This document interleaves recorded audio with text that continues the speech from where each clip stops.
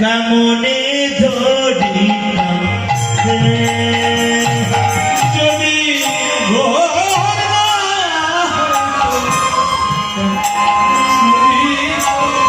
কেমনে ধরি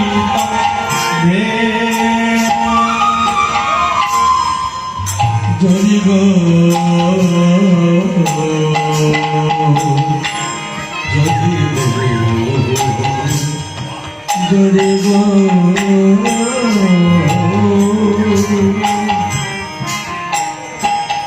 যদি গো হইত তবে কি হইত কারণে ধরিত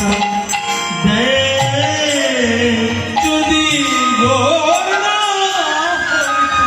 তবে কি হইতো এমনে ধরিতাম রাধার মহিমা প্রেমর সীমা জগতে জানত কে রাধার মহিমা মোর সীমা জগতে জানাত জানত জানাত কে জানত জানাত যদি ওরা না আসিত এমন করে চিঠকে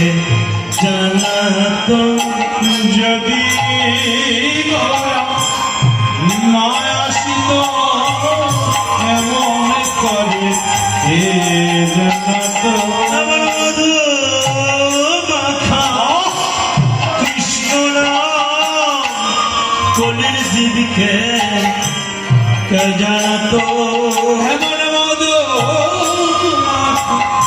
কৃষ্ণ নাম কলির জীবকে কে বিলাত গেছে সেধে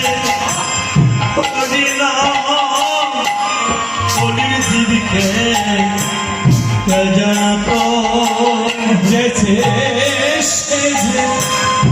এ হলে না কলির জীবকে কে জানাত এই কথাটি কৃষ্ণচন্দ্র সেদিনই রাধারানীকে বলেছিল শ্রীরাম বৃন্দাবনে, রাধে গো আমি 100 বছর তোমার থেকে দূরে ছিলাম, কিন্তু প্রতিটা মুহূর্তে মুহূর্তে অনুভব করেছি তোমার ভালোবাসা, কিন্তু বুঝিনি তোমার ভালোবাসা কেন, তোমার প্রেম কেমন, তোমার প্রেমের স্বাদ কেমন, মধুরতা কেমন। এই স্বাদগুলো আস্বাদন করার জন্য আমি নদী গিয়ে গৌর হব। তাই আজ পদকর্তা বলছেন সেইভাবে ভাবিত হয়ে শ্রীরামের বৃন্দাবনের রাধারানীর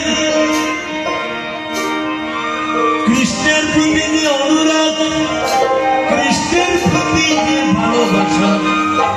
কেন এইভাবে গোবিন্দকে ভালোবাসতে সারা শক্তিতে দৌড়াতে,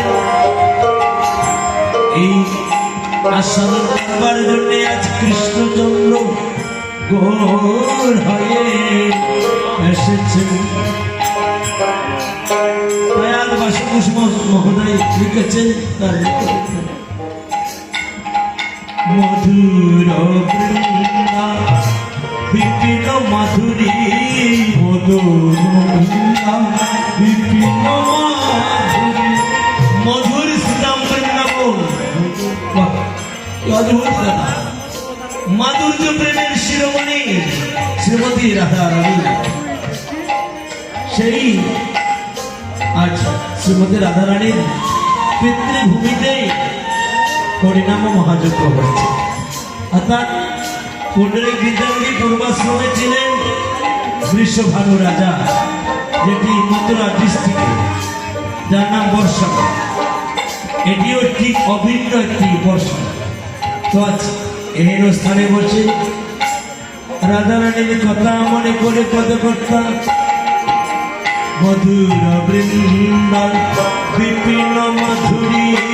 মধুর বৃন্দা বিপিন প্রবেশ চাতুরী সারহে প্রবেশ চতুরী সারে বড় যুবতী আবেগ ভগতী সকতি হয়ে তো কারহে বরাজী হবে ভগবতী সতী আর বাহত যদি গোড়া নয়াসিত সত্যিকার বাহত যদি গোরা মায়াসিত শক্তি আর মহত চেছে নামে মেলাতে এমন সত্যিকার বাহত যেছে নাম বিলাত শক্তি এমন শক্তি তার মহত দেখে নাই কভু শুনি নাই হে দেখি নাই কবু শুনি নাই হে যেছে সেধে নাম দিতে